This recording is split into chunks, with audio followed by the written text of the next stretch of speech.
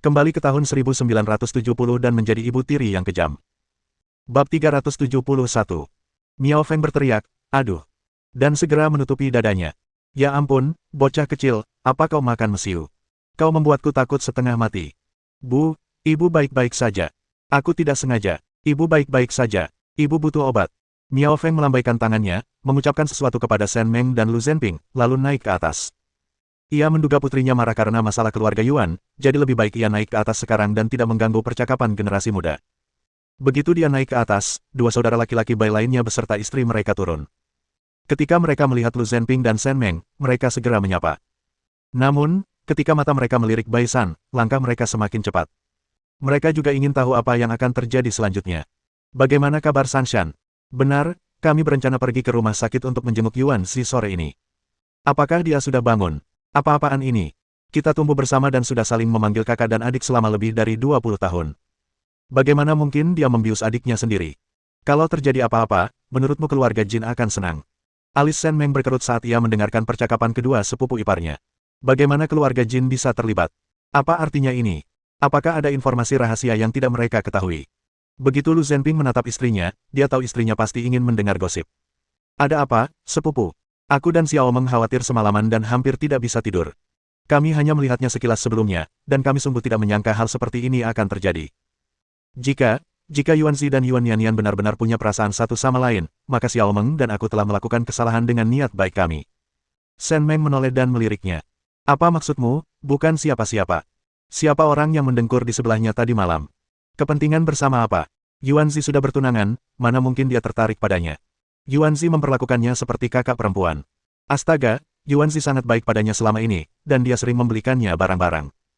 Aku benar-benar tidak menyangka dia akan berkomplot melawannya pada akhirnya.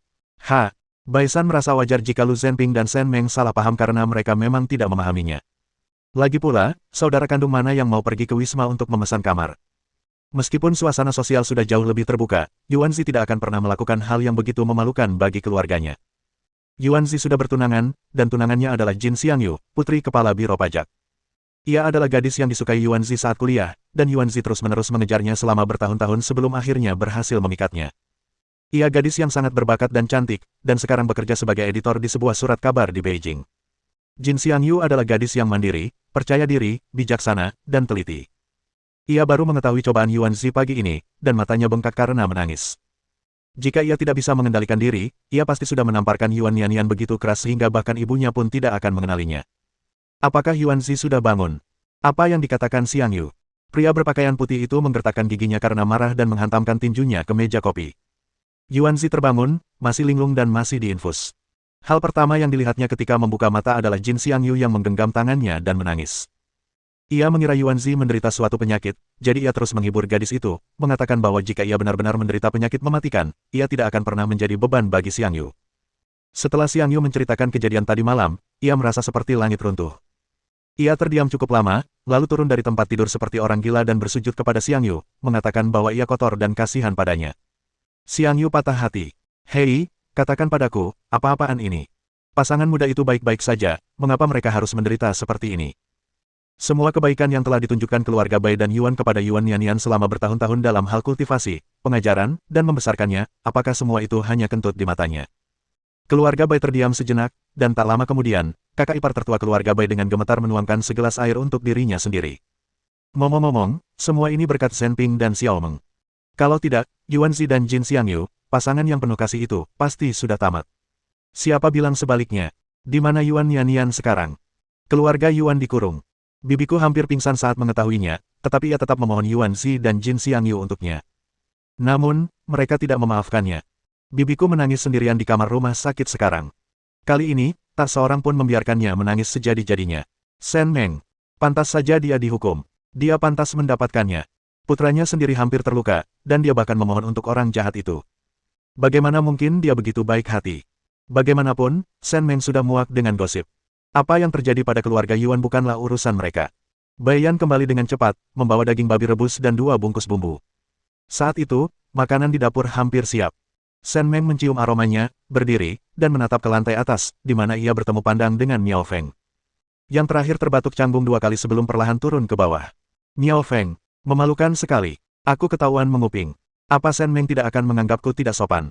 Untungnya, Shen Meng tidak menyebutkan masalah ini sepanjang makan, dan tatapannya ke arahnya benar-benar normal, yang membuat Miao Feng lega dan membuatnya merasa lebih baik terhadap Shen Meng.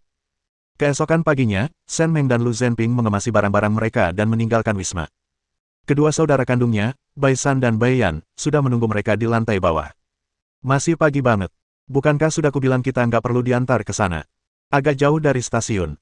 Kita bisa ke sana sendiri naik becak. Itu tidak akan berhasil. Bagaimana mungkin naik becak sama dengan naik mobil? Berikan barangnya dan cepat naik becak. Ada restoran di dekat stasiun kereta. Kita akan sarapan di sana. Shen Meng dan Lu Zhenping tidak punya pilihan selain setuju. Setelah tiba di stasiun, mereka berempat menemukan sebuah toko kecil, makan sesuatu, dan pergi ke ruang tunggu. Bai Yan dan Bai San mengambil sebuah tas besar dari bagian belakang kereta. Ini beberapa hal yang disiapkan orang tuaku untukmu, dan juga beberapa hal yang disiapkan kakak laki-laki dan iparku untuk Ming Yang dan anak-anak lainnya. Jangan cemberut, ada banyak buku dan kertas ujian untuk pergi ke ibu kota, yang akan membantu mereka belajar. Kalian semua sibuk, jadi kalian harus lebih memperhatikan belajar anak-anak. Kita masih menunggu mereka lulus ujian dan pergi ke ibu kota. Shen Meng, sepupu-sepupu yang luar biasa. Mereka memberi anak mereka soal latihan ujian masuk perguruan tinggi selama 3 tahun. Dia mungkin tidak tahu tentang yang lain, tapi Ming Yang pasti merasa langit runtuh. Baiklah, kami akan mengambilnya. Kalian harus kembali sekarang. Kereta berangkat setengah jam lagi. Kalau ada kabar dari Beijing, hubungi kami. Bagus. Setelah mereka memasuki ruang tunggu, Bai San dan Bai Yan menaiki kereta. Saya tidak menyangka pasangan itu benar-benar menepati janji mereka. Mereka bilang tidak akan pergi menemui bibi mereka, dan ternyata tidak. Kak, kadang-kadang aku pikir bibi gila. Apa menurutmu dia ribut selama bertahun-tahun karena sangat merindukan Lu Zhenping, atau dia hanya ingin menghibur dirinya sendiri? Pria berpakaian putih itu mencibir, tidak berkata apa-apa, dan menyalakan mobil. Shen Meng dan Lu Zhenping menemukan tempat duduk di ruang tunggu dan hendak duduk ketika seseorang memanggil mereka. Orang yang datang membawa banyak tas dan berjalan sempoyongan, jelas sedang terburu-buru. Mengapa kamu di sini? Bab 372.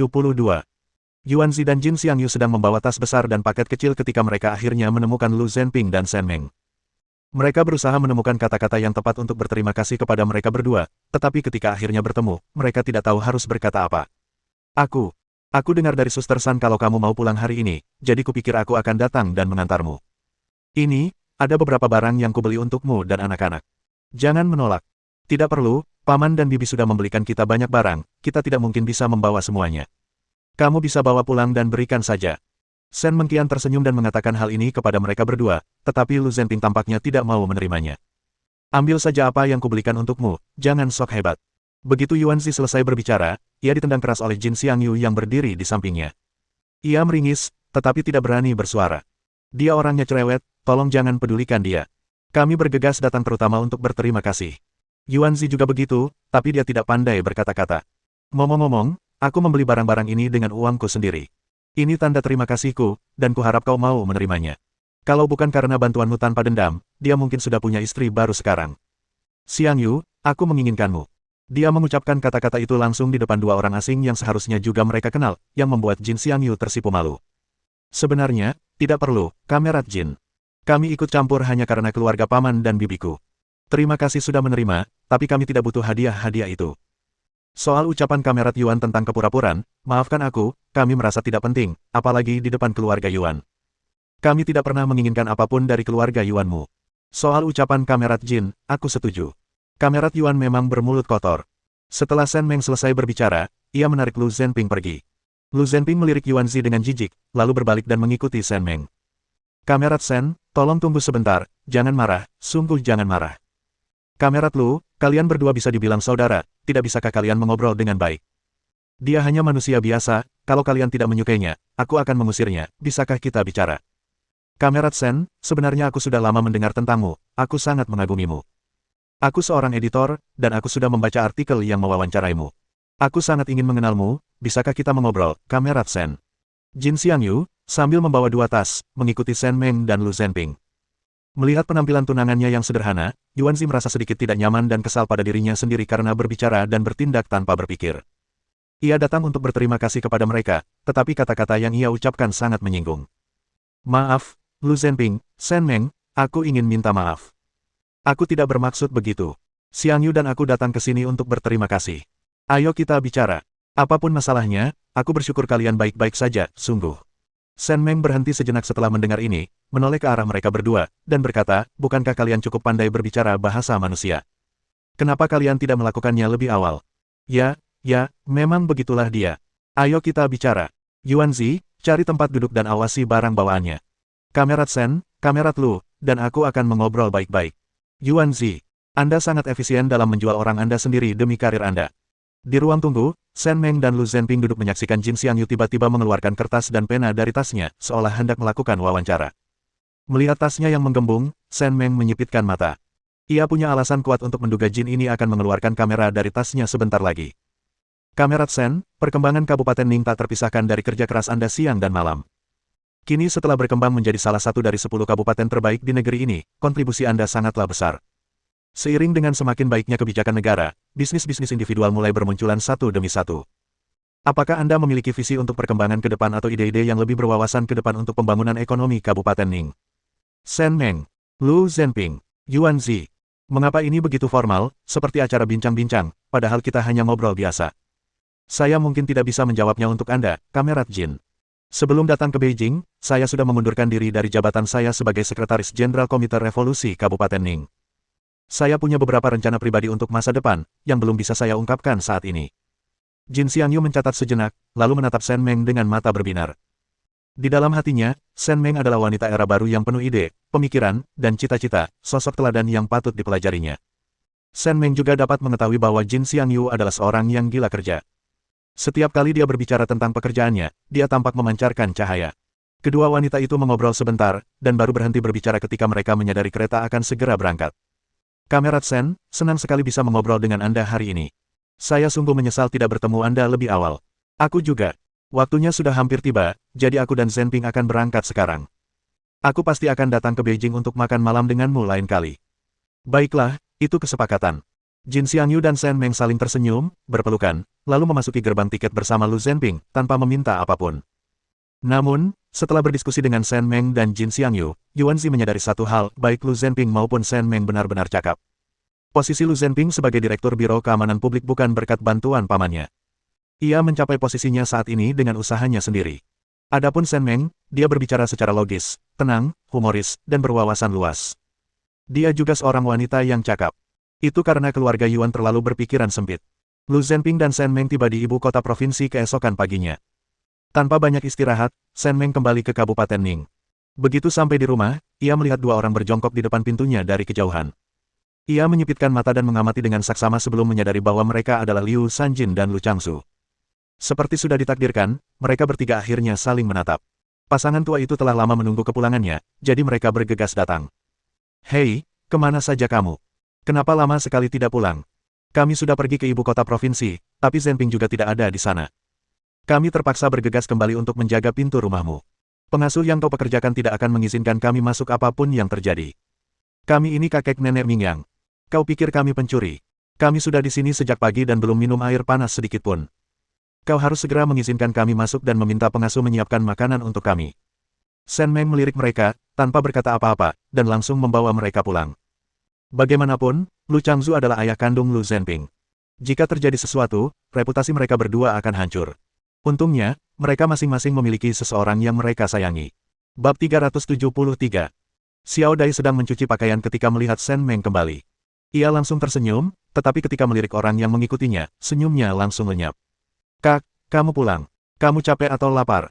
Aku akan membuatkanmu sesuatu untuk dimakan. Aku tidak lapar, tapi kakek nenek Ming yang lapar. Buatkan saja 2 mangkuk sup mie panas untuk mereka. Oh, beri aku 2 telur goreng. Xiao Dai sudah enggan, dan setelah mendengar kata-kata Liu Sanjin, ia menjabat tangannya dengan lebih enggan, berbalik, dan berjalan menuju dapur. Jika Shen Meng tidak salah, ia tampak memutar matanya ke arah Lu Changzu dan Liu Sanjin beberapa kali. Liu Sanjin akhirnya memasuki halaman dan berjalan ke ruang tamu seolah-olah itu adalah rumahnya sendiri. Ia menuangkan 2 cangkir air panas untuk dirinya sendiri dan, melihat Shen Meng bersikap acuh tak acuh padanya, tidak berani bersikap terlalu lancang. Hei, kemana saja kamu selama ini? Dan Zhenping, apa yang kamu lakukan? Kamu tidak pergi bekerja atau pulang? Apa kamu mencoba menghindari kami? Liu Sanjin tidak ingin bertanya kepada mereka, tetapi masih belum ada kabar dari Lu Jiaxuan. Zhou Jiaojiao telah membawa kedua anak itu untuk tinggal di rumah yang disediakan oleh pabrik. Tidak ada yang mengurus rumah. Jika pasangan tua itu tidak membantu suami mereka menyelesaikan masalah, apa masa depan anak-anak mereka? Nona Baisuyu, yang pergi ke Beijing, jatuh sakit dan dirawat di rumah sakit. Beliau ingin bertemu Zhenping dan anak-anaknya, tetapi saya tidak setuju. Jadi saya pergi ke Beijing bersama Zhenping dan baru kembali pagi ini. Apa? Suyu sakit? Apa serius? Aduh, dia lemah dan bahkan tak sanggup menahan sakit kepala atau demam sekecil apapun. Apa Zhenping dendam padanya? Kenapa dia tidak mengajak anak-anak menjenguknya? Lagi pula, dia kan neneknya, dan wajar saja kalau dia ingin bertemu cucu-cucunya.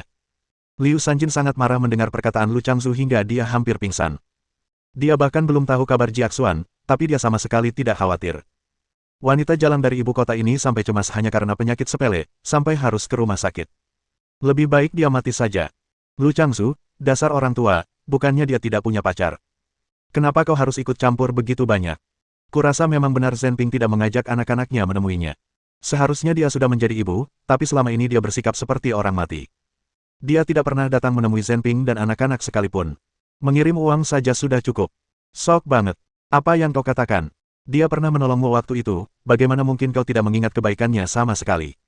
Apa yang perlu dirindukan? Memang benar dia membantuku, tapi dia sudah berhubungan dengan pacarku selama bertahun-tahun. Dia mungkin sangat sombong di dalam. Dasar perempuan tak tahu malu.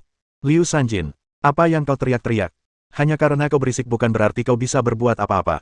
Kita lihat saja apa yang ingin kau lakukan. Kau pikir kau bisa menghajarku demi nenek sihir itu? Pasangan lansia itu sedang berdebat ketika Xiao Dai sudah menyiapkan 2 mangkuk sup mie panas. Sebelum pertengkaran itu berakhir, ia meletakkan mangkuk-mangkuk itu di atas meja, berbalik, dan pergi, jelas-jelas tidak ingin bertemu dengan kedua orang tua yang bias itu. Kalian berdua, berhentilah berdebat dan makan dulu. Kita bisa lanjutkan setelah selesai makan. Lu Changzu adalah pria yang peduli dengan reputasinya akhir-akhir ini. Mendengar Shen Meng mengatakan itu, ia segera diam. Ia benar-benar lapar, jadi ia terbatuk 2 kali, mengambil mie, dan mulai makan. Setelah hanya menggigit 1 suap, ia tak kuasa menahan diri untuk menyesap sup lagi. Xiao Dai mungkin bukan orang yang hebat, tetapi keahlian memasaknya tak terbantahkan. Telur gorengnya berwarna coklat kemasan dengan sedikit gosong, dan mie-nya kenyal dan lembut sempurna. Rasanya lezat. Melihat betapa dia menikmati makanannya, Liu Sanjin memutuskan untuk mulai makan juga. Setelah menghabiskan 2 mangkuk, keduanya bermandikan keringat dan merasa sangat segar. Dengan perut kenyang, ia jauh lebih tenang. Melihat Shen Meng yang duduk dengan dagu di topang tangannya, Liu Sanjin merasakan sedikit kesedihan. Dulu, wanita ini rakus dan mudah diatur. Hanya dalam 6 atau 7 tahun, ia tidak hanya menjadi kaya dan berkuasa, tetapi juga pindah ke kota kabupaten. Dan ia membesarkan anak-anaknya dengan sangat baik. Kadang-kadang dia bertanya-tanya apakah wanita ini tersambar petir, kalau tidak, bagaimana dia bisa begitu cerdas. Kalau dipikir-pikir dulu, Jiaxuan dan Jiao Jiao adalah pasangan yang baik, berbakti, dan menjalani kehidupan yang manis. Tapi entah apa yang terjadi. Hanya dalam beberapa tahun, hubungan mereka tak hanya memburuk, tetapi kedua anak mereka juga menjadi nakal dan bermasalah. Kini, salah satu dari mereka menghilang dan yang satunya berusaha menjauhkan diri dari hubungan mereka. Bagaimana kehidupan berakhir seperti ini? Menantu perempuan tertua, ibumu dan aku datang ke sini karena masalah putra keempat. Sudah lama sekali dan kami belum mendengar kabar apapun. Kau sudah menjadi pejabat tinggi di daerah ini selama bertahun-tahun, kau pasti punya koneksi, kan? Bisakah kau berbaik hati pada kami dan mengizinkan kami menemuinya apapun yang terjadi? Ya, bagaimana mungkin kau tidak kenal saudaramu yang keempat? Dia selalu pekerja keras. Dia baru beberapa tahun menjabat sebagai kepala desa, dan semua yang dia lakukan adalah untuk kebaikan penduduk desa. Pasti ada kesalahpahaman. Dia orang baik. Pasangan lansia itu terus mengawasi Shen Meng, tetapi mereka telah memutuskan bahwa jika Shen Meng tidak mau membantu, mereka akan pergi ke ibu kota provinsi untuk mencari Lu Zhenping. Lu Zhenping adalah pejabat tinggi, dan jika sesuatu benar-benar terjadi pada putra keempat mereka, itu juga akan merugikannya, dan bahkan mungkin melibatkannya. Lu Changzu juga tidak ingin melakukan ini, tetapi Lu Zhenping memang punya koneksi di ibu kota. Sekalipun orang lain tidak peduli, Baisuyu tidak akan tinggal diam. Dia orang yang sangat berhati lembut, dan dia menikah dengan keluarga baik-baik, jadi dia pasti bisa menyelamatkan putra keempat. Shen Meng mengangkat sebelah alisnya sembari memperhatikan mata mereka yang bergerak cepat. Baiklah, kalian berdua pulang saja. Aku akan bertanya-tanya nanti sore. Kalau ada kabar, aku akan datang ke kota asalmu untuk mencarimu. Tidak, aku tidak nyaman dengan itu. Terakhir kali Zhenping menyuruh kita kembali dan menunggu kabar, tapi apa yang terjadi? Kita tidak mendapatkan apa-apa, dan kita bahkan tidak melihatnya. Kita tidak akan kembali. Kita akan tinggal di sini dan menunggu sampai ada kabar sebelum kembali. Saat Liu Sanjin berbicara, dia duduk di tanah, berniat bertindak seperti penjahat. Baiklah, kalau kamu tidak pulang, aku tidak akan mencari siapapun. Aku baru saja kembali dari ibu kota dan aku kelelahan. Kalau kamu mau duduk, duduk saja di sini. Aku mau tidur. Kau, beraninya kau. Shen Meng, dasar anak yang tidak patuh dan tidak berbakti, beraninya kau mengabaikan ini. Apa kau tidak ingin aku keluar dan membuat keributan, agar kalian berdua kehilangan muka? Shen Meng menoleh dan menatap Liu Sanjin dengan dingin. Setelah menjabat sebagai sekretaris jenderal pemerintah daerah selama bertahun-tahun, sikapnya yang tegas sebagai atasan membungkam Liu Sanjin. Lu Changzu tahu bahwa Liu Sanjin bertekad untuk tidak menoleransi mereka. Mereka segera membantu Liu Sanjin berdiri. Putra sulung, ibumu memang begitu. Begitulah nenek-nenek di desa. Pokoknya, kalau kamu mau istirahat, istirahat saja. Kamu harus pergi menemui seseorang sore ini. Ibumu dan aku sudah lama tidak bertemu Jiaxuan. Kami tidak tahu apakah dia makan dengan baik atau tetap hangat. Kalau tidak, kami akan mengiriminya hadiah. Kami yang akan menanggungnya. Kami benar-benar harus membiarkanmu bertemu putra keempat kami. Shen Meng tidak setuju maupun tidak setuju, dan langsung masuk ke dalam rumah. Bab 374. Sekitar pukul 17, Shen Meng meminjam sepeda motor Li Qianqian dan pergi ke desa Lujia. Setibanya di halaman Lujia lama, Lu Changzu dan Liu Sanjin sudah menunggu di pintu. Shen Meng tertegun sejenak saat melihat punggung mereka yang sedikit bungkuk. Malam ini berangin, ngapain kalian nunggu di sini? Pokoknya di dalam aja. Apakah ada kabar tentang saudara keempat? Apakah ada kabar tentang saudara keempat? Liu Sanjin terhuyung ke sisi Shen Meng, tetapi kemudian ragu-ragu, takut ditabrak sepeda motor, dan tidak berani terlalu dekat. Ayo, kita masuk dan bicara. Ada beberapa hal yang perlu kita bicarakan secara pribadi. Sebelum Liu Sanjin sempat bertanya apa-apa lagi, Lu Changzu meraih lengannya. Awalnya ia agak cemas, tetapi melihat beberapa tetangga membuka pintu untuk melihat apa yang terjadi, ia pun segera mengikuti lelaki tua itu masuk ke dalam rumah. Wang Lianhua sedang dalam perjalanan pulang setelah bekerja ketika dia melewati halaman lama keluarga Lu dan melihat Shen Meng. Xiao Meng sudah kembali. Kamu sudah makan? Belum, aku akan kembali sebentar lagi, Suster Lotus. Kalau begitu, datanglah ke rumahku nanti. Aku akan membuatkanmu semangkuk sup mie hangat. Kamu mau ikut? Shen Meng menghela napas dan berkata ini kesempatan bagus untuk mengobrol dan mencari tahu apa yang sedang terjadi. Tidak ada salahnya pergi. Melihat Shen Meng setuju, Wang Lianhua segera pulang. Ketika Lu Changzu dan Liu Sanjin duduk di ruang utama, kedua mata mereka tertuju pada Shen Meng, dan dia tidak bermaksud menyembunyikan apapun. Saya menanyakannya sore ini dan ada kabar, tapi saya tidak sempat bertemu dengannya. Kasus Lu Jiaxuan masih dalam penyelidikan, dan tidak ada yang bisa menemuinya. Jangan khawatir, Zhenping juga sudah bertanya-tanya sebelumnya, tapi sangat dirahasiakan, dan dia tidak mendapatkan informasi apapun. Saya baru tahu karena seorang pemuda yang saya bantu diam-diam mengatakan bahwa jika kamu ingin bertemu Lu Jiaxuan, mungkin butuh waktu setengah bulan lagi. Apa? Kenapa? Kenapa harus setengah bulan lagi? Kau seharusnya memohon pada ketua, kakak ipar tertua. Kita harus memberinya hadiah dan memohon padanya. Turunkan pendirianmu dan katakan padanya bahwa Jiaxuan anak yang baik. Dia bahkan tidak akan menginjak semut. Dia tidak mungkin melakukan hal buruk. Wah, tolong bicara padanya. Wajah Lu Changzu agak pucat. Melihat wajah Shen Meng yang tanpa ekspresi, ia tahu apa yang sedang terjadi. Saudara keempat mungkin benar-benar dalam masalah.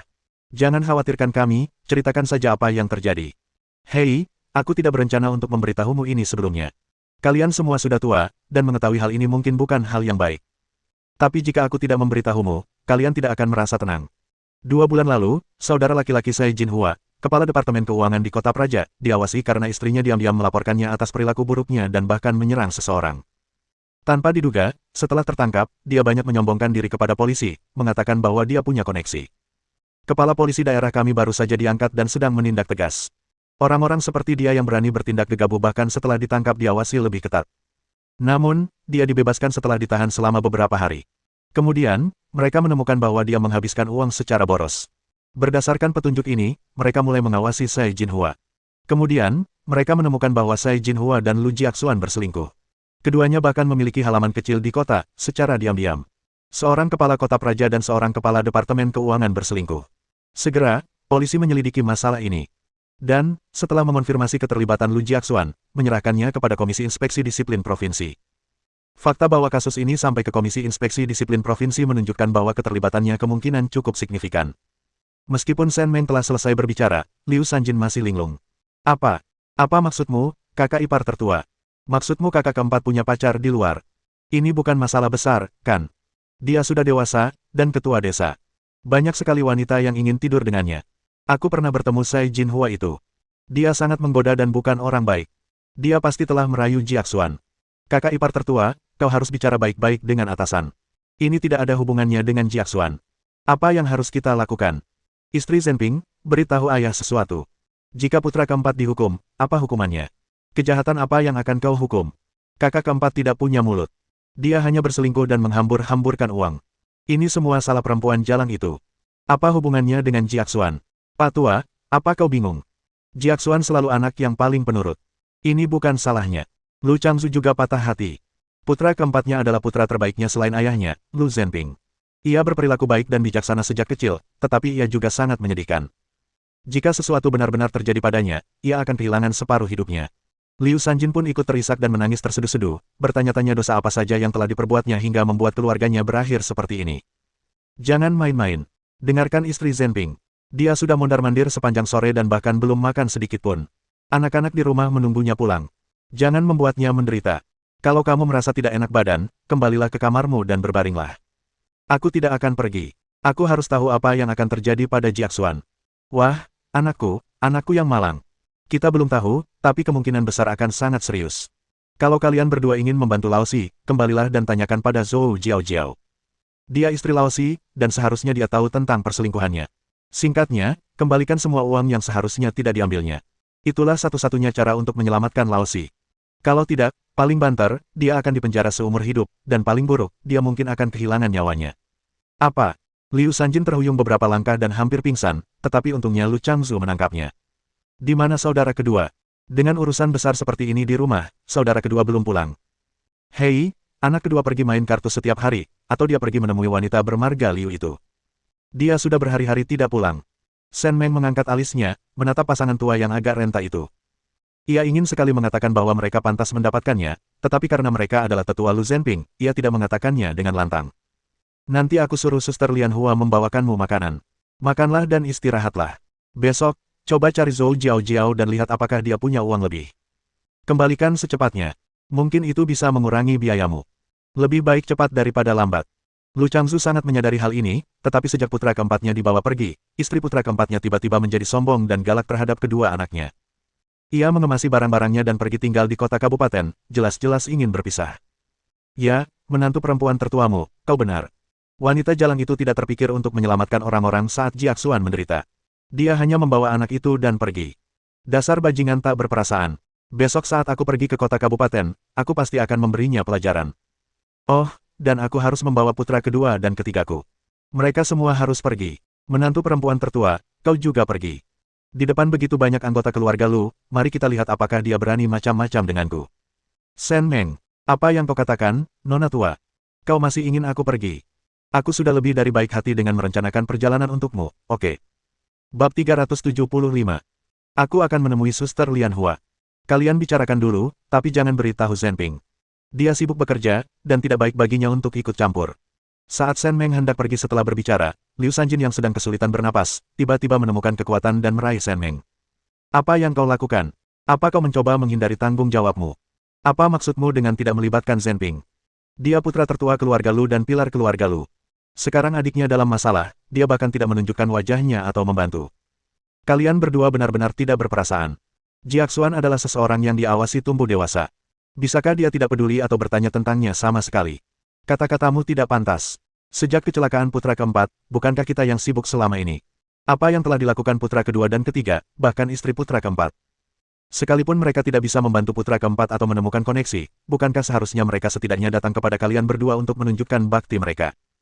Oh ya, putra ketiga memang sesekali datang menemuimu, membawakanmu uang dan hadiah, tapi kau meremehkan dia dan Jinghao.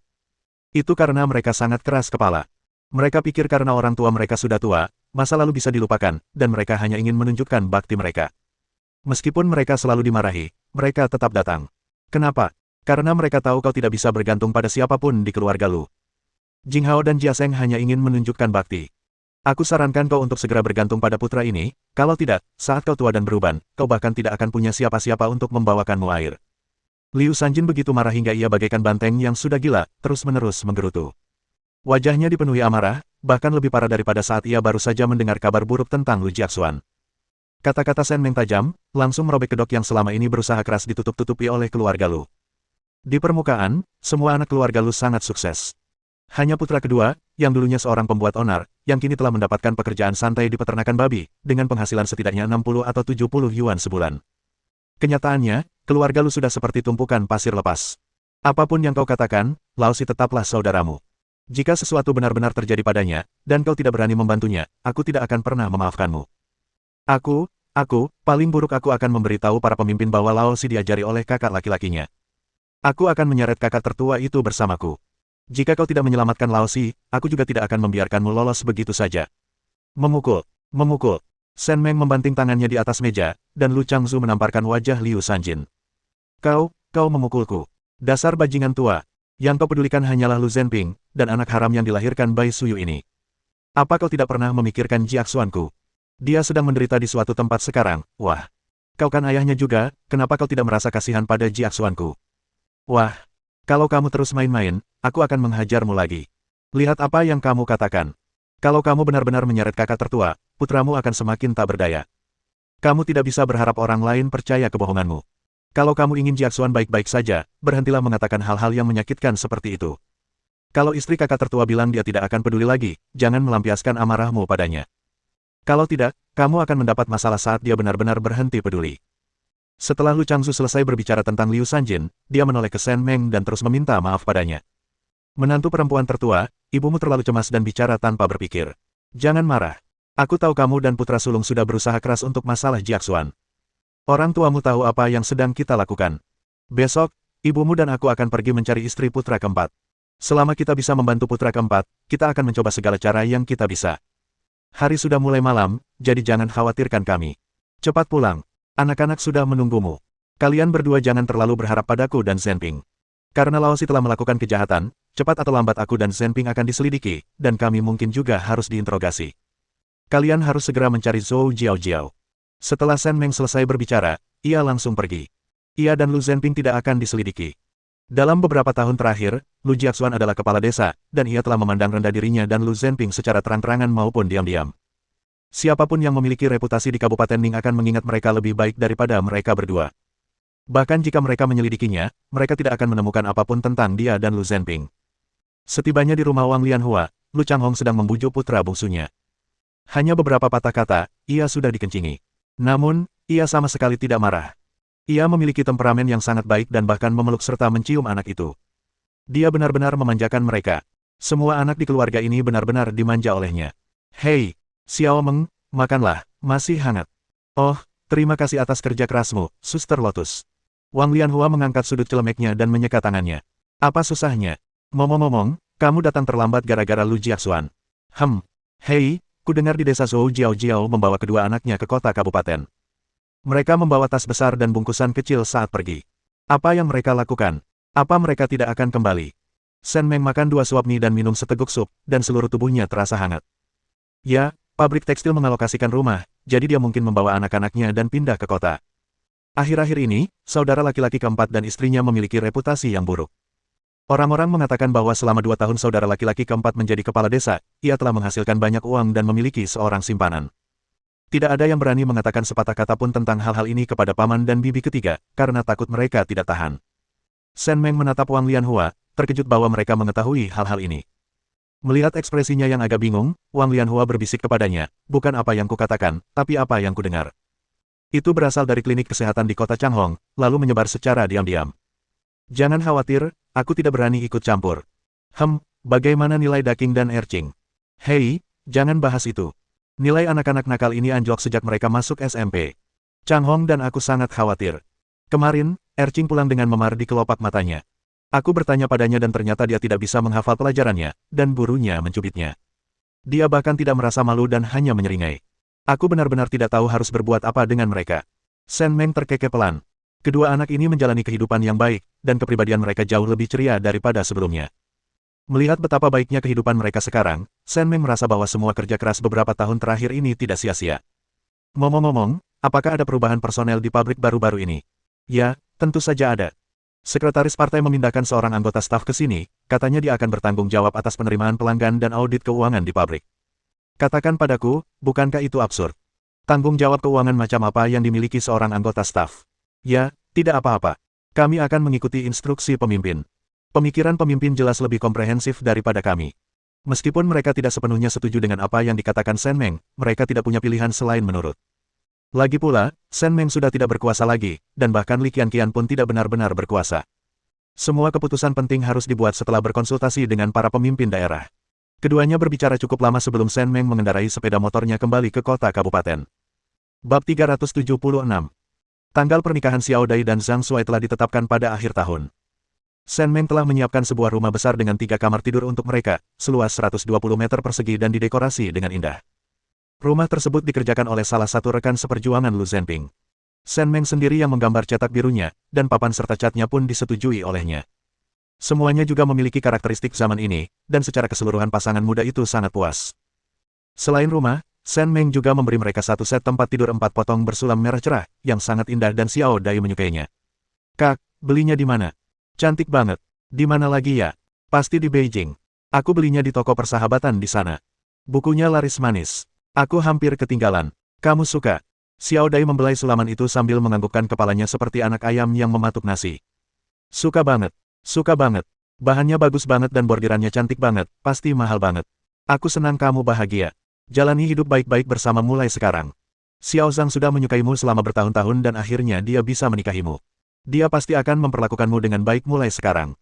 Tapi, pasangan pasti punya konflik kecil. Kalau dia membuatmu merasa tidak enak, datang saja padaku. Oh, terima kasih, Kak.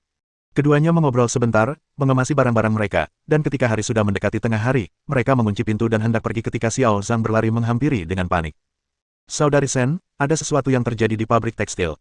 Kudengar mertuamu membawa orang untuk membuat masalah. Mereka menemukan Zhou Jiao, memukulinya, tidak menemukan sepeser pun di rumahnya, dan membawa kedua anaknya pergi. Sekarang dia sudah pergi ke kantor polisi untuk melaporkannya. Shen Meng. Wah, ini benar-benar menimbulkan kehebohan. Xiao Dai, aku mau pergi memeriksa. Bisakah kamu mengantarkan makan siang untuk Ming Yang dan anak-anak lainnya? Baiklah, santai saja, kakak.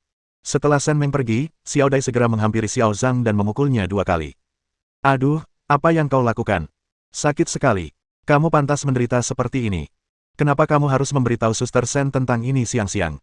Dia sudah membantuku membereskan rumah baruku sepanjang pagi dan bahkan belum makan siang. Kamu tahu orang macam apa putra keempat keluarga Lu itu? Biarkan saja mereka mati. Bukan aku yang bilang, tapi Suster Shen yang bilang, kalau ada kabar dari sana, segera kabari dia. Mendengus. Ketika Shen Meng tiba di rumah Lu tua, keadaan sudah tak terkendali. Zhou Jiao kehilangan semua martabatnya, duduk telungkup di tanah, memukul-mukul tanah dengan keras, wajahnya dipenuhi ingus dan air mata. Lihat, biar kutunjukkan. Ini buku tabungan keluarga kita. Di sana jelas tertera apakah uangnya sudah ditarik. Tidak ada yang tahu kapan aku berhenti memberi uang atau kapan Lu Jiaxuan akan kembali. Apa kau pikir aku tidak ingin tinggal bersama kedua anakku? Jika kalian berdua sangat merindukan putra kalian, mengapa kalian tidak mengambil peti mati kalian dan menjemputnya sendiri? Dasar jalang. Jelas-jelas tertulis kau menarik 1000 yuan, dan kau masih mengingkari janjimu. Apa kau ingin Jiaxuan mati? Bagaimana bisa kau begitu kejam? Jiaxuan sudah memperlakukanmu dengan sangat baik selama ini, dan alih-alih mencoba menemuinya, kau malah kabur membawa anak-anak. Kalaupun kau pergi, kaulah yang akan pergi. Kedua anak ini adalah keturunan Jiaxuan, anak-anak keluarga Lu. Jangan pernah berpikir untuk membawa mereka pergi. Zhou Jiao tidak rela. Ia sangat menyayangi kedua anak ini. Sebelumnya, saat bekerja, ia mengabaikan mereka, tetapi setelah hubungannya dengan Lu Jiaxuan berubah, hatinya sepenuhnya tertuju pada kedua anak itu. Ia tidak mungkin meninggalkan mereka. Saya ibu dari anak ini, kenapa saya tidak bisa membawanya pergi? Kalau Lu Jiaxuan tidak kembali, berapa lama kalian berdua bisa menghidupinya? Bisakah kalian merawatnya? Wajah Lu Changzu dan Liu Sanjin memerah, dan mereka mencengkeram Lu Yaya dan Lu Qiancheng erat-erat dengan kedua tangan. Kedua anak itu mengerutkan kening saat menatap Zhou Jiao, mata mereka dipenuhi rasa jijik yang hampir tak tertahan. Itu bukan urusanmu. Jiaxuan punya saudara laki-laki.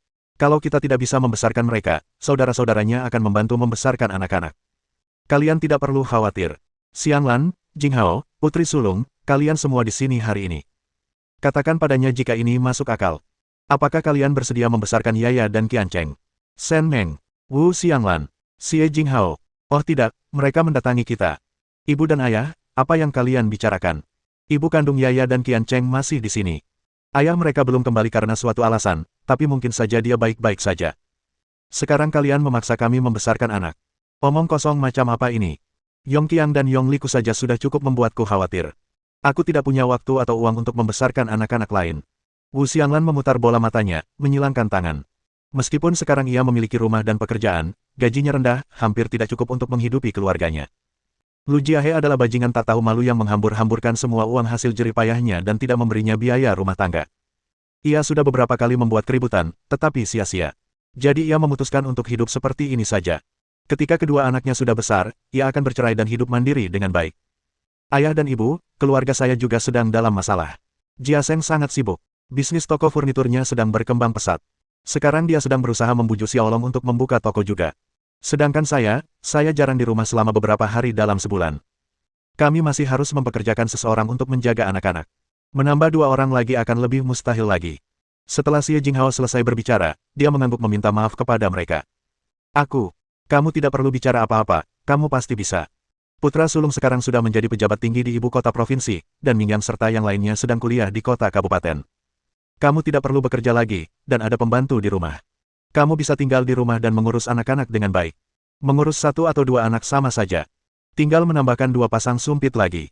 Nanti, Qiancheng dan Yaya akan berada di bawah pengawasanmu. Lu Qiancheng dan Lu Yaya menatap Shen Meng dengan mata berbinar. Mereka sudah sering mendengar bahwa keluarga paman dan bibi mereka sangat kaya. Mereka memiliki halaman yang luas dan tinggal di kompleks keluarga pemerintah daerah.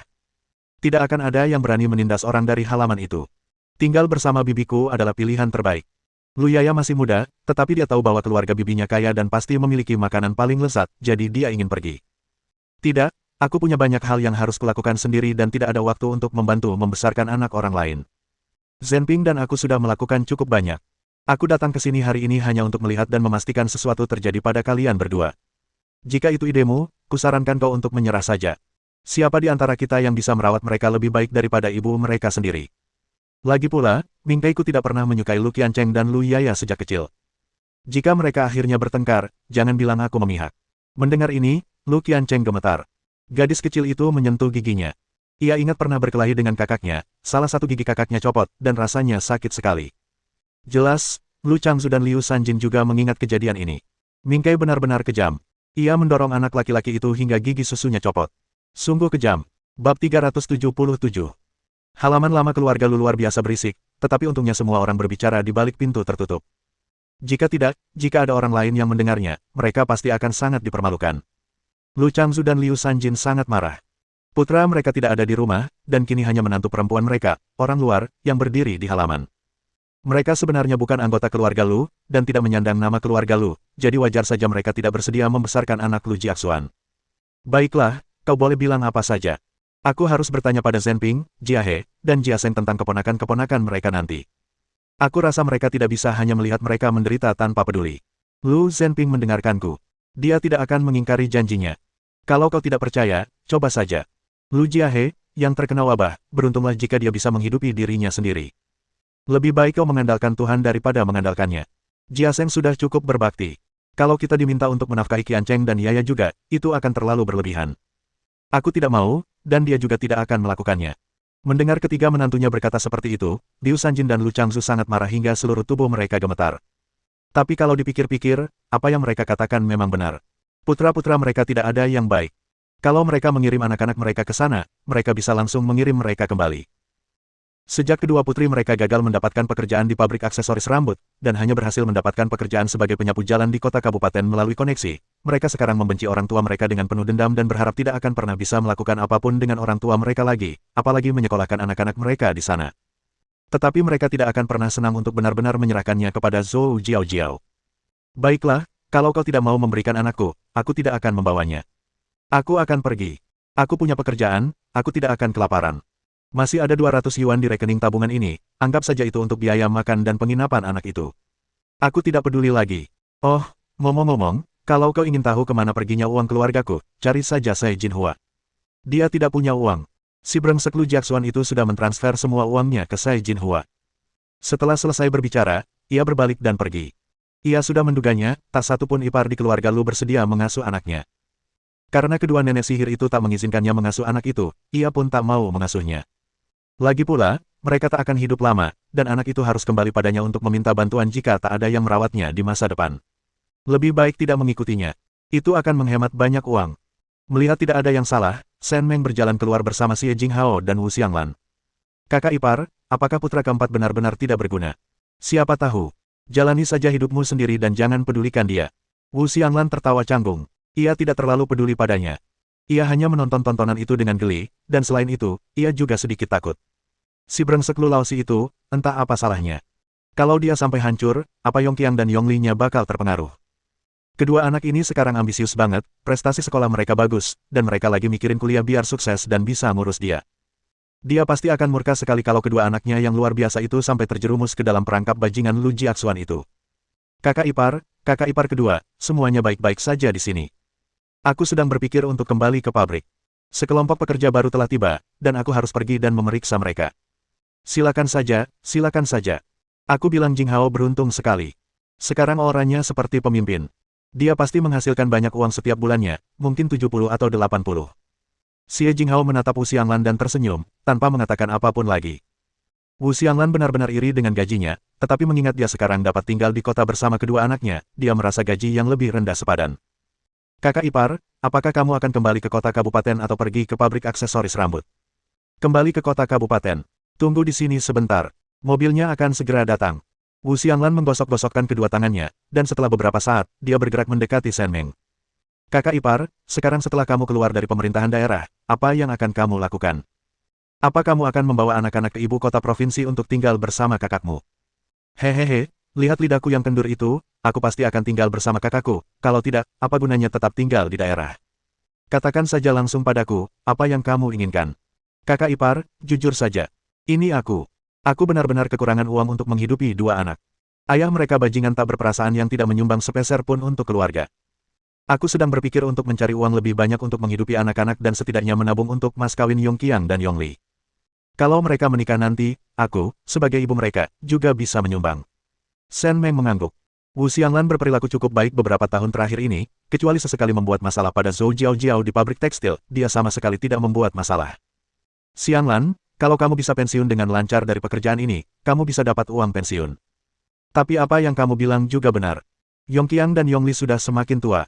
Kalau mereka bisa kuliah dan pergi ke kota besar, mereka bakal ditertawakan kalau kekurangan uang. Ya, itu masuk akal, kakak ipar. Hei, kudengar Shirley berencana membuka toko. Kalau kamu tertarik, kamu bisa bermitra dengannya. Kamu bisa berinvestasi, dan kamu tidak perlu khawatir tentang apapun. Dia akan berbagi keuntungan denganmu. Bagaimana? Benarkah? Kalau begitu, apakah dia bersedia? Tepat pada saat itu, sebuah mobil datang, membunyikan klaksonnya dengan keras. Sesampainya di sana, Wu Xianglan membantu Shen Meng masuk ke dalam mobil terlebih dahulu. Keduanya mencari tempat duduk dan melanjutkan percakapan mereka sebelumnya. Tunggu sebentar, aku akan mengajakmu menemui Shirley dan menanyakan pendapatnya. Kalau dia mau, kamu bisa membicarakannya secara detail. Kalau tidak, aku akan mengajarimu camilan. Kamu bisa membuka lapak di gerbang pabrik kalau malam. Kamu dari desa, jadi jangan pikirkan soal menjaga muka saat mencari uang. Uang di sakumu lebih penting daripada apapun, kan? Aku tidak takut kehilangan muka, tapi aku takut Yongqiang dan Yongli akan sedih. Kedua anak ini sudah besar dan akan masuk SMP setelah tahun baru. Aku khawatir mereka akan merasa tidak nyaman nanti. Berani. Bertahun-tahun kau bekerja keras untuk mereka. Kalau mereka berani protes, aku hajar mereka. Hehehehe. Shen Meng. Dia tidak membuat kemajuan apapun selama ini, dia hanya orang bodoh. Keduanya turun dari mobil dan memanggil becak ke rumah sakit daerah. Yusueli sedang mengarahkan orang-orang untuk bekerja di kantin. Ketika melihat mereka datang, ia segera menyapa mereka. Kenapa kamu di sini? Kamu sudah makan? Tunggu sebentar, aku akan ambilkan 2 makanan untukmu. Ini agak malam, tapi masih banyak makanan enak yang tersisa. Aku hampir menyuruh seseorang mengantarnya pulang. Shen Meng dan Wu Xianglan duduk, dan tak lama kemudian dia membawakan 2 hidangan. Makanlah dulu, nanti aku bawakan sup rumput laut dan telur, lezat sekali. Jangan sibuk-sibuk amat. Kami kesini bukan untuk makan. Ada yang ingin kami tanyakan. Bukankah kamu bilang mau mengambil alih toko? Bagaimana? Apa kamu masih berencana mengambil alih toko? Bab 378. Yusueli mengamati wajah kedua wanita itu. Setahunnya, Shen Meng akan memulai bisnisnya sendiri, dan ia pasti akan pergi ke ibu kota provinsi di masa depan. Mustahil baginya untuk tinggal di kota kabupaten dan membuka toko kecil bersamanya. Tetapi jika orang yang akan menjadi pasangannya adalah Wu Xianglan, maka dia harus memikirkannya matang-matang. Kita harus mengurus keluarga. Kesehatan ibu mertuaku sedang tidak baik tahun ini, dan Lao Qian selalu sibuk. Kalau aku masih bekerja di rumah sakit, aku tidak akan punya banyak waktu untuk mengurus keluarga. Bukankah dulu kau berpikir akan menyerahkan pekerjaan itu pada Desi? Anak itu menjanjikan dan belajar dengan baik. Sekarang dia duduk di bangku SMP dan ingin tetap bersekolah. Dia tidak mau tinggal di rumah karena takut membuat masalah bagi keluarganya dan juga takut kakek neneknya akan membuat keributan di rumah kami. Dia bilang ingin kuliah di perguruan tinggi keguguran dan menjadi guru. Anak itu punya ide sendiri. Ayah dan nenek Daya dan Xiaoya telah meninggalkan mas kawin untuk mereka. Kedua anak kecil di rumah juga punya modal yang bisa saya dan suami tabung. Sedangkan untuk Daisy, saya sedang mempertimbangkan untuk menjual pekerjaannya dan menyimpan uangnya untuknya. Wu Xianglan berseru, aduh. Dan memintanya menjual pekerjaannya untuk membuka toko kecil. Ia tak sanggup melepaskannya. Pekerjaan itu aman, apalagi karena berada di rumah sakit. Membayangkan peluang yang menggiurkan saja sudah membuatnya ngiler. Begini, Xianglan tahu kamu ingin mengambil alih toko ini, jadi dia berpikir untuk memberikan sebagian keuntungannya. Dia tidak akan mengelola apapun. Kamu cukup memberinya sebagian keuntungan saja. Nah, begini. Aku punya tabungan. Kalau orang lain, aku pasti nggak akan rela melepaskannya. Tapi kakak iparku bilang kamu mau ambil alih toko ini, dan aku langsung punya ide.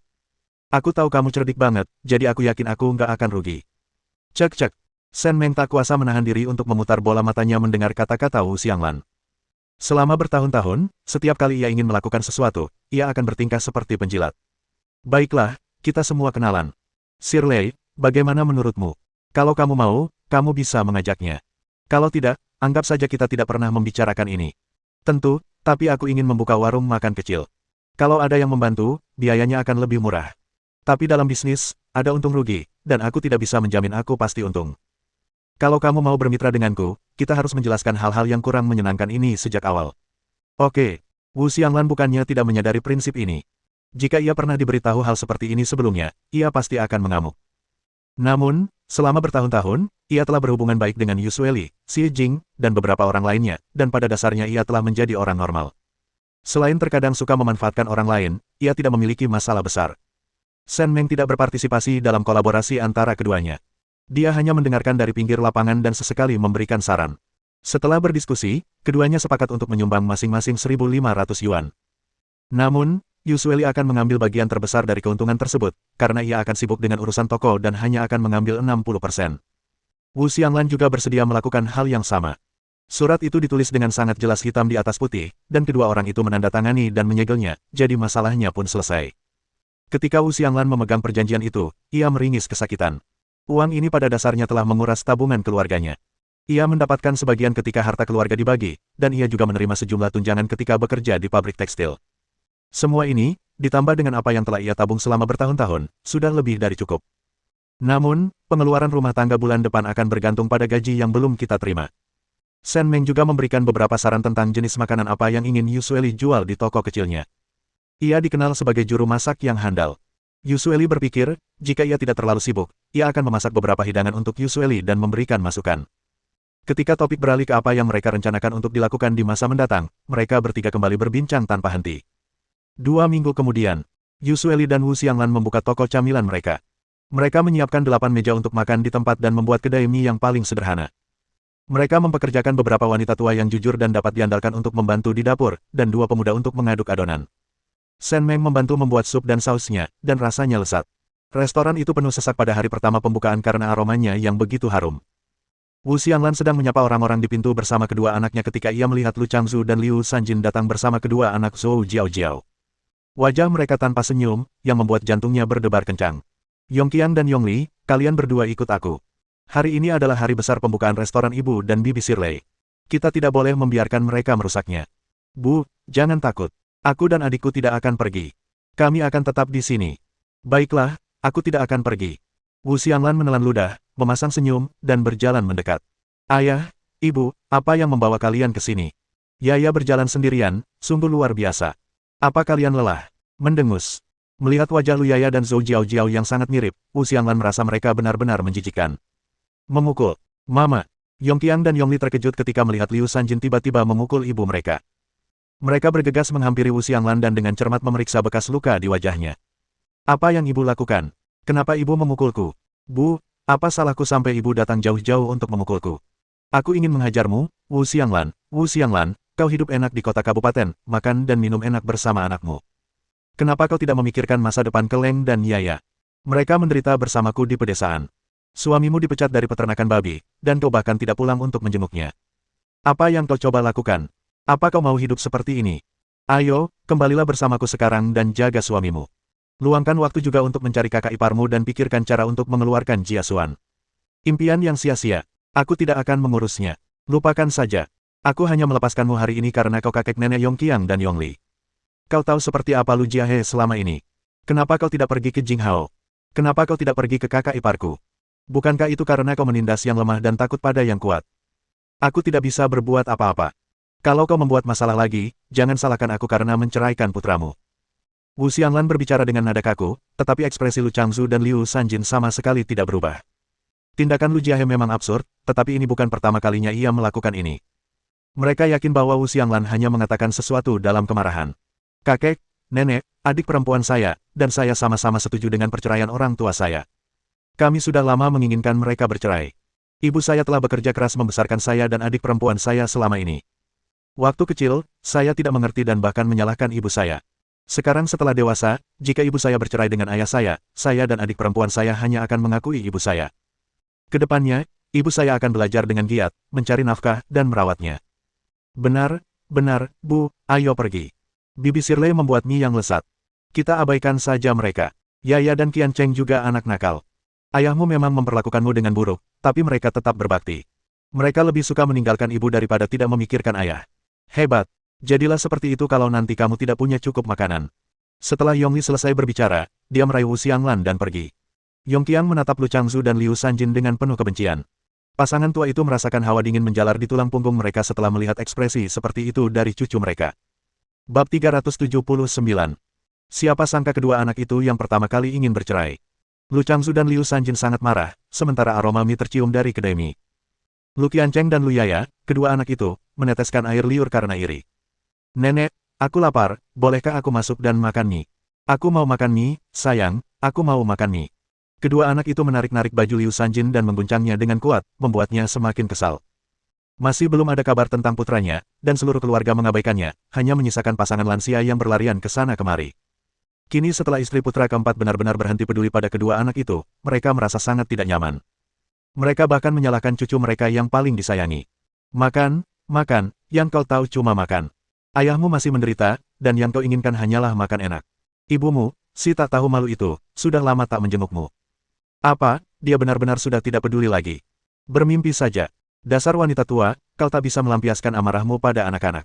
Mereka tidak mengerti apa-apa. Bukankah istri anak kedua tadi bilang ini restoran milik ibu Daya? Ayo kita makan 2 mangkuk mie.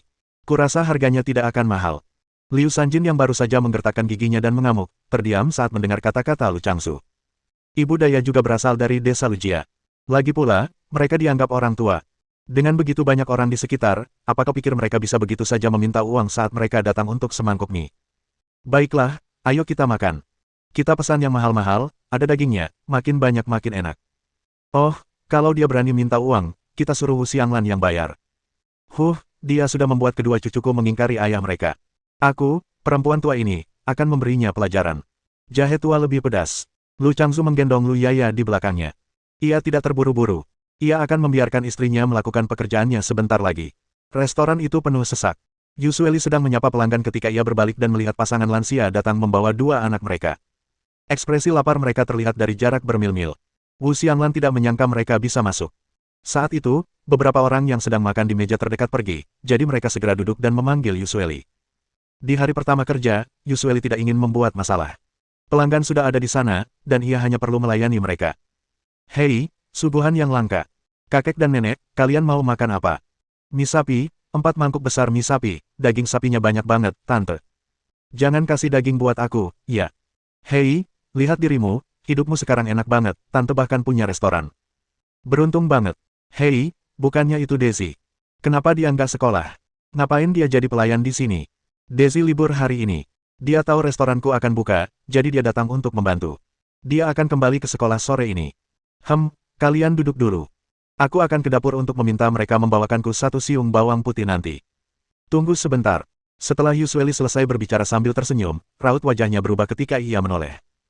Putranya, Daisy, sekarang sangat bijaksana, tetapi itu hanya karena para tetua keluarga Su mengizinkannya datang ke kota kabupaten untuk bersekolah di SMP. Meskipun mereka tidak menyukainya, mereka memiliki harapan yang tinggi untuk Daisy. Kalau kedua orang tua itu datang dan membantu di restoranku, siapa tahu apa yang akan mereka katakan. 4 mangkuk mie sapi disajikan, dan rombongan mulai makan. Mie-nya kenyal dan lembut, kuahnya harum dan kaya rasa, sayuran, saus, dan lapisan daging sapi di atasnya semuanya direbus dengan sempurna. Rombongan itu tak bisa berhenti makan untuk beberapa saat. Lu Yaya makan dengan lahap, memegang mangkuk kecilnya. Beberapa kali ia melepuh dan meringis kesakitan, tetapi ia tak bisa berhenti. Yongli merasa kasihan pada gadis kecil itu dan ingin menyuapinya, tetapi Yongqiang menghentikannya. Jangan khawatir, itu tidak ada hubungannya dengan kita. Hati-hati, atau mereka mungkin akan mencoba memanfaatkanmu nanti. Kakakmu benar, jangan ikut campur. Ketika Shen Meng tiba, keluarga itu hampir selesai makan. Lu Changzu mendongak dan menatap Shen Meng, lalu segera memintanya untuk membayar tagihan. Dia tampaknya tidak peduli, dan berjalan mendekati pasangan tua itu dengan ekspresi berat. Ayah, ibu, apakah kalian sudah selesai makan? Baiklah, baiklah, silakan bayar. Ini hari pertama dia bekerja, dan kita sudah makan makanannya. Kita tidak bisa begitu saja tidak membayarnya. Apa gunanya kita? Keluarga Lu adalah keluarga terhormat. Kita tidak bisa mengingkari janji kita untuk membayar makanannya. Baiklah, aku akan membayar. Setelah selesai makan, aku akan memanggil 2 becak dan kita akan pergi menemui Lu Jiaxuan. Apa? Kita bisa pergi melihat Jiaxuan. Tunggu apa lagi? Ayo pergi sekarang. Lupakan soal makan, ayo pergi, ayo pergi. Tidak, itu tidak akan berhasil. Belum waktunya. Kalaupun kamu pergi, mereka tidak akan membuka pintu, dan kamu tidak akan bisa melihat mereka. Di luar dingin, jadi tinggallah di sini sebentar. Sir Lei, bawakan aku semangkuk mie saus daging asam pedas, dengan tambahan sayuran hijau dan daun ketumbar. Oke. Lu Changzu dan Liu Sanjin tidak punya pilihan selain menunggu sampai dia selesai makan sebelum pergi. Ketika Shen Meng pergi, dia memberikan 10 yuan kepada Bibi Qian, yang sedang menggendong seorang anak di konter. Kamu nggak perlu Xiao Meng sebanyak itu. Ambil saja kembali. Kamu yang memberi kami resep rahasia restoran kami. Ambil kembali uangnya sekarang. Bibi, tolong simpan ini. Jangan malu-malu. Mingyangku akan mengajak adik laki-laki dan perempuannya makan malam nanti. Anak-anak bisa makan banyak, jadi ini saja yang kuberikan. Kalau kurang, aku nggak akan bikin lagi, oke. Bibi Qian akhirnya berhenti setelah mendengar apa yang dikatakannya. Liu Sanjin merasa tidak enak melihat begitu banyak uang dihabiskan hanya untuk beberapa mangkuk mie, tetapi mengingat dia masih harus menemui Lu Jiaxuan, dia tidak ingin terlibat dalam kekacauan Shen Meng, karena wanita itu selalu memiliki jari-jari yang besar. Kelompok itu langsung menuju pintu masuk gedung pengadilan dan bertemu dengan Zhou Jiaojiao yang bergegas menghampiri. Entah karena mereka telah dimarahi oleh Yongqiang dan Yongli pada siang hari dan akhirnya sadar kembali, atau karena mereka telah dimarahi oleh nenek mereka, Lu Qiancheng dan Lu Yaya menatap ibu mereka dengan air mata di mata mereka ketika mereka melihatnya setelah lama tidak bertemu Zhou Jiaojiao. Hati Zhou Jiaojiao melunak melihat tatapan mata wanita itu. Ia menggertakkan giginya, mengabaikannya, dan berbalik untuk memasuki gedung pengadilan. 6 orang berdiri di kursi terdakwa. Lu Jiaxuan sudah lama kehilangan semangatnya dan tampak sangat murung. Kepalanya telah dicukur, tubuhnya membungkuk, dan banyak uban masih terlihat samar-samar. Melihat putranya seperti ini, Liu Sanjin merasa sangat sedih hingga ia hampir tidak bisa bernapas, dan bahkan Lu Changzu pun menangis terseduh-seduh. Nak, kamu baik-baik saja. Wah, anakku. Kakak keempat, ada apa? Ada apa denganmu, nak? Ayah, ibu, Jiao, Qiancheng Yaya, aku. Dor. Suara palu yang menghantam tanah menghentikan percakapan mereka dan membuat mereka terdiam. Harap tenang dan minta keluarga Anda duduk. Lu Changzu meraih Liu Sanjin dan membantu kedua anak itu duduk dengan gemetar. Shen Meng juga duduk di samping. Zhou Jiaojiao agak jauh dari mereka, dan matanya yang berkaca-kaca langsung berubah tajam ketika melihat Cai Jinhua. Bab 380. Jika dia bisa melihatnya, Lu Changzu dan Liu Sanjin tentu juga bisa melihatnya. Sekarang putra mereka diadili dan berakhir seperti ini, itu semua karena Cai Jinhua. Dia perempuan tua yang sudah bercerai, beberapa tahun lebih tua dari putranya sendiri, tapi dia berhasil merayu putranya yang begitu hebat. Semua ini salah perempuan jalan itu. Murah. Jika Anda membuat keributan lagi, silakan minta anggota keluarga Anda untuk pergi. Kata-kata yang hendak diucapkan Liu Sanjin tercekat di tenggorokannya. Ia memelototi Cai Jinhua dengan penuh kebencian. Cai Jinhua tampak berantakan dan tak bernyawa, sama sekali tidak bereaksi terhadap kutukan dan kebencian mereka. Hidupnya akan segera berakhir. Setelah persidangan dimulai, hakim memaparkan kejahatan semua orang yang hadir. Ketika Lu Jiaxuan dijatuhi hukuman 45 tahun penjara atas tuduhan penggelapan, penyuapan, dan perundungan, Lu Changzu dan Liu Sanjin terbelalak, hampir tak percaya dengan apa yang mereka dengar. Zhou Jiaojiao terisak. Dalam perjalanannya ke sana, ia sudah tahu bahwa Lu Jiaxuan sudah tamat, tetapi ia masih menyimpan secercah harapan.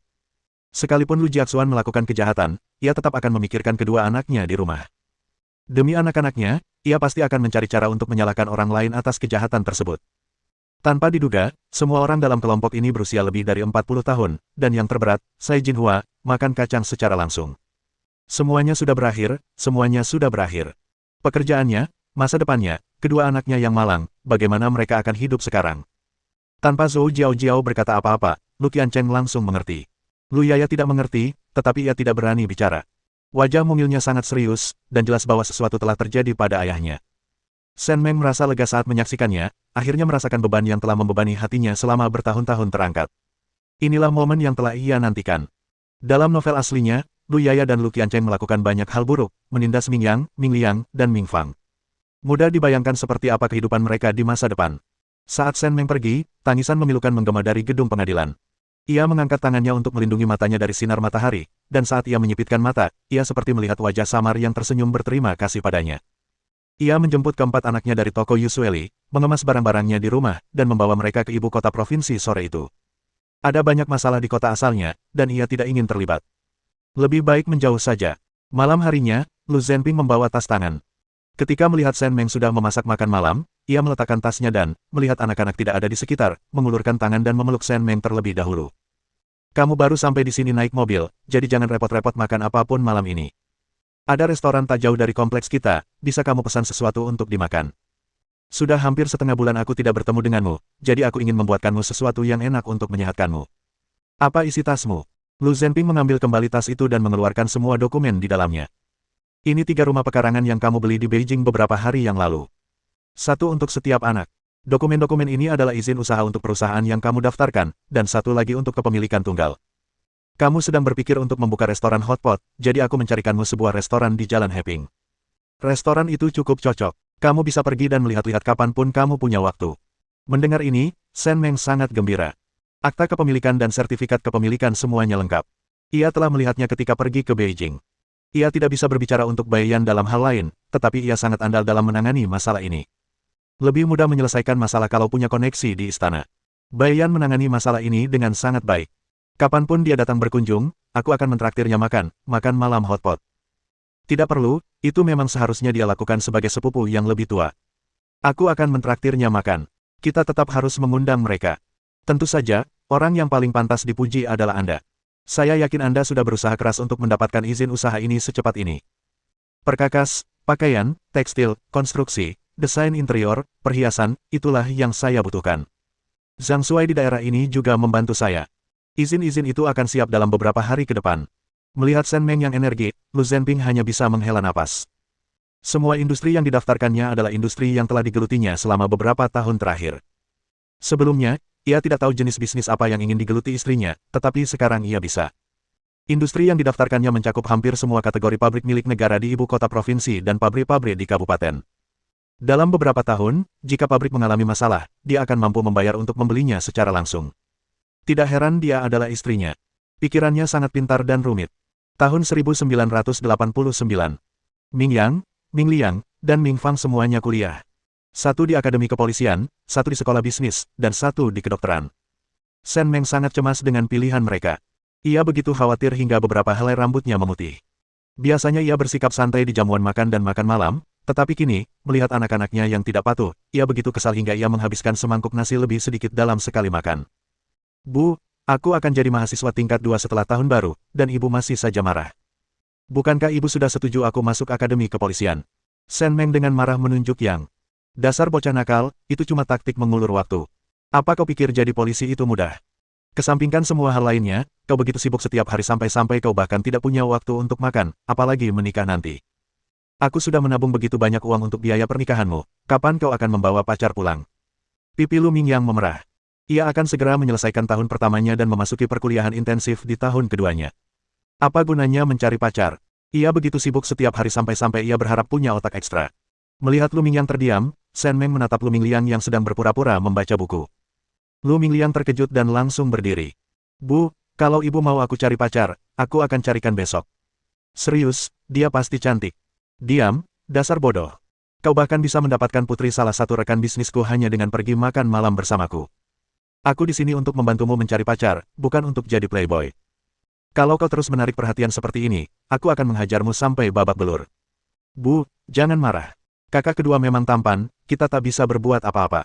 Matanya yang seperti bunga persik berkedip-kedip liar, satu demi satu, kita tak bisa menyalahkannya atas segalanya. Shen Meng terdiam sesaat. Ming Fangnya sendiri, gadis kecil yang begitu patuh dan berperilaku baik, kuliah kedokteran dan berkacamata di usia yang begitu muda. Sungguh menyakitkan baginya melihat Ming Fang seperti ini. Lihatlah dirimu, ibu dulu ingin kamu kuliah bisnis, tapi kamu tidak mau. Lalu ibu ingin kamu kuliah bahasa asing, dan kamu tidak mau jadi guru. Sekarang kamu mau jadi dokter. Jangan salahkan ibu karena tidak mengingatkanmu, kamu akan punya banyak pekerjaan sebagai dokter, dan begadang akan membuatmu botak. Lu Mingfang. Bahkan di usiamu sekarang, kamu masih suka bercanda. Minggai melirik ke sana kemari, lalu dengan bijak tetap diam. Ia masih anak-anak, meskipun sudah SMA. Tapi ketika ibunya memarahinya, lebih baik ia diam saja, kalau tidak ia akan diperlakukan berbeda dari kakak-kakaknya dan akan benar-benar dipukuli. Bab 381. Melihat sang nyonya sedang mengamuk, kepala pelayan itu ragu-ragu sejenak sebelum memasuki ruang tamu. Ketika Lu Mingkai melihatnya menciumnya dengan penuh gairah, ia segera menariknya pergi. Bu, Paman Luo ada di sini. Mungkin ada yang ingin dibicarakan dengan ibu, jadi ibu akan naik ke atas sekarang. Ibu lanjutkan saja pekerjaanmu. Paman Luo didorong ke depan, dan sebelum dia bisa mengatakan apapun, dia melihat dari sudut matanya bahwa bocah nakal di belakangnya berlari lebih cepat dari seekor kelinci. Nyonya, manajer Zhang dan istrinya sudah tiba di luar. Mereka bertanya apakah Anda sudah siap, karena sudah hampir waktunya mereka berangkat. Baiklah, aku akan segera ke sana. Ming Yang, bawakan barang bawaanku ke mobil Paman Zhangmu. Baiklah, Ibu. Shen Meng melepas selendang dari bahunya, berbalik, dan mengenakan mantel. Melihat anak-anak itu sama sekali tidak merindukannya, ia pun cemberut. Bajingan tak berperasaan, kau bahkan tidak mengatakan sepatah kata pun padaku sebelum aku pergi. Lao Luo, awasi anak-anak nakal ini, terutama yang kedua. Jangan biarkan dia membuat masalah. Kalau ada apa-apa, hubungi aku. Kalau mendesak, cari Baiyan dan Suster Baisan. Tapi tak apa, aku akan cari Baiyan. Suster Baisan terlalu memanjakan mereka. Dia memberi mereka apapun yang mereka mau. Baik, Nyonya. Lu Mingliang berseru, aduh. Meletakkan apa yang dipegangnya, dan bergegas menghampiri Shen Meng dan memeluknya. Bu, aku sungguh tidak suka melihat ibu pergi, tapi rasanya seperti pulang ke rumah untuk kembali ke Kabupaten Ning. Apa yang harus kami katakan? Oh, ya, kami harus bilang ibu jangan mudah tersinggung saat melihat orang-orang dari desa lama. Keluarga kami punya sedikit uang, tapi kami tidak boleh menyia-nyiakannya. Keluar dari sini. Shen Meng menatapnya dengan jijik, lalu berbalik dan berjalan keluar. Lao Luo juga memutar bola matanya. Tinggal di halaman dan villa yang luas ini, hanya butuh 5 menit berkendara, dan dia masih punya sedikit uang. Kata-katanya benar-benar menyebalkan. Lu Mingyang tidak kembali untuk waktu yang lama. Ia agak bingung melihat adik-adiknya duduk tegak di ruang tamu. Ada apa? Ini bukan pertama kalinya ibu pergi bisnis. Kalau ibu khawatir, kenapa ibu tidak ikut saja sebelumnya? Kak, bukan kita yang khawatir tentang ibu, tapi kita khawatir tentang keluarga Lu Qiancheng. Sejak mereka tidak bisa datang ke Beijing, mereka terus-menerus membuat keributan di rumah paman. Polisi sudah berkali-kali datang ke sana, tapi sia-sia. Mereka terus bilang tidak mampu makan atau semacamnya, alasan lama itu. Kamu tahu kan? Ayah ditelepon dari kampung halaman kami saat sedang rapat, dan dia sudah pergi ke Kabupaten Ning untuk menunggu ibu. Kenapa kamu tidak bilang dari tadi? Kami juga ikut. Aku akan minta seseorang membeli tiket pesawat dan kami akan segera sampai. Ada beberapa hal yang tidak bisa ibu dan ayah katakan, tapi kita bisa bilang kakek dan nenek sudah bias seumur hidup mereka. Urusan keluarga Lu Qiancheng tidak ada hubungannya dengan kita. Jangan coba-coba menjadikan kami batu loncatan bagi mereka. Karena kakak tertua sudah bicara, Lu Mingliang segera menelepon seorang teman untuk memesan tiket pesawat. Kedua kakak beradik itu segera mengemasi barang bawaan mereka, pergi ke tempat parkir bawah tanah, dan berangkat. Ketika Lao Luo kembali dan ingin bertanya apa yang mereka inginkan untuk makan siang, ia tidak menemukan siapapun dimanapun. Akhirnya, ia menemukan sebuah catatan di bawah piring buah di ruang tamu, yang membuatnya sangat terkejut sehingga ia segera menelepon Lu Zhenping di Kabupaten Ning. Ketika Shen Meng tiba di bandara ibu kota provinsi, ia sengaja tinggal 1 jam lebih lambat. Ketika akhirnya melihat keempat anaknya, ia diam-diam mengeluarkan cambuk kecil dari ruang penyimpanannya sementara kopernya terbuka. Melihat cambuk kecil yang familiar itu, Lu Mingkai meraih kopernya dan langsung berlari menuju pintu keluar.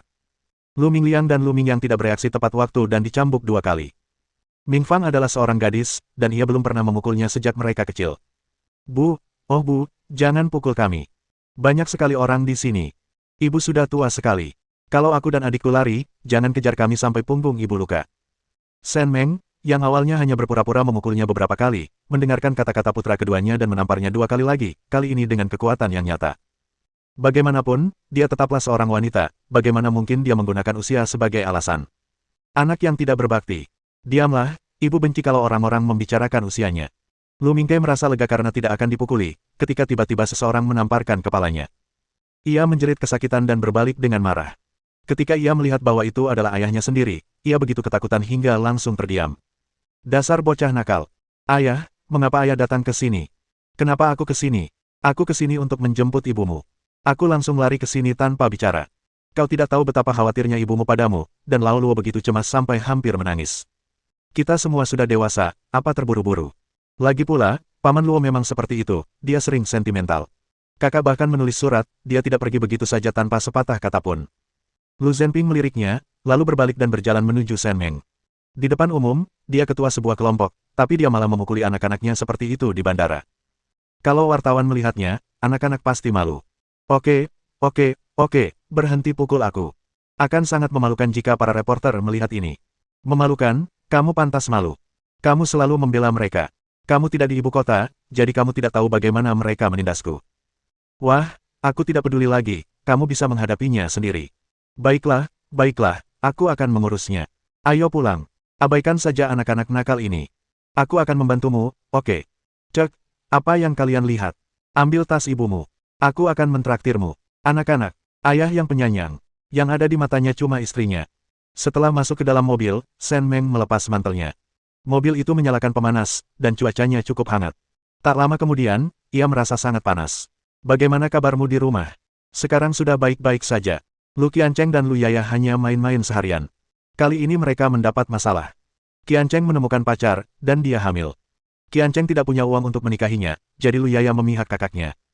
Mereka akhirnya bertengkar dengan gadis itu, dan dia kehilangan bayinya. Zhou Jiaojiao tidak peduli lagi dengan masalah itu. Ketika Jia Seng menelepon saya, dia mengatakan bahwa Zhou Jiaojiao telah pindah dari rumah dan toko pagi-pagi sekali, mengemasi barang-barangnya, dan melarikan diri. Dia benar-benar meninggalkan kedua anaknya. Pasangan tua itu menjual semua yang mereka bisa. Sekarang semuanya sudah berakhir, dan mereka tidak ribut lagi. Tapi entah bagaimana, gadis itu terlibat lagi dengan Qiancheng. Kali ini dia bilang ingin menikah, terlepas dari ada atau tidaknya mas kawin. Shen Meng. Wah, ini seperti cerita sampingan, adegan kejar-kejaran. Ayah nggak bisa apa-apa. Mereka berdua kayak ingus besar. Kalau udah nempel di badan, nggak bisa dilepas lagi. Mereka menjijikkan. Lu Mingke melontarkan kata-kata itu dengan kesal, tetapi ketika melihat Shen Meng menoleh dan meliriknya, ia segera menutup mulutnya. Ibunya bahkan belum memukulnya, dan ia tidak ingin ibunya mengingatnya nanti. Apa yang kau pikirkan? Urusan keluarga lu tidak ada hubungannya dengan kita. Kita sudah menjalankan kewajiban berbakti dan mengurus semua yang kita bisa. Mulai sekarang, urusan mereka tidak ada hubungannya dengan kita. Lalu, untuk apa ibu dan ayah kembali terburu-buru kali ini? Kakek Li dan Nenek Qi sedang merayakan ulang tahun pernikahan emas mereka. Kami datang ke sini bukan untuk menghadiri perjamuan mereka. Mereka khawatir kamu akan terlalu sibuk belajar, jadi mereka tidak memberi tahu kamu.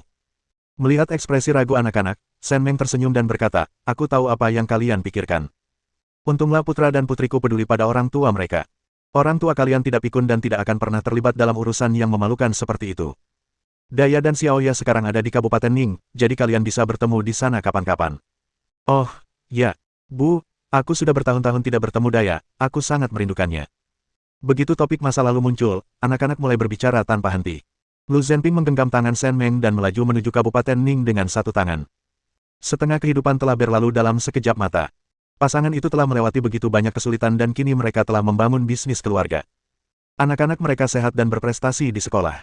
Mereka akhirnya berhasil memanfaatkan waktu dan usaha mereka sendiri. Shen Meng menoleh keluar jendela. Gedung pencakar langit membentang sejauh mata memandang, dan hampir semua bangunan ikonik dibangun oleh perusahaannya. Ia telah menciptakan kerajaannya sendiri di era ini. Ia melirik anak-anak di dalam mobil. Masa depan adalah milik generasi muda ini. Tamat. Nantikan cerita menarik lainnya bosku.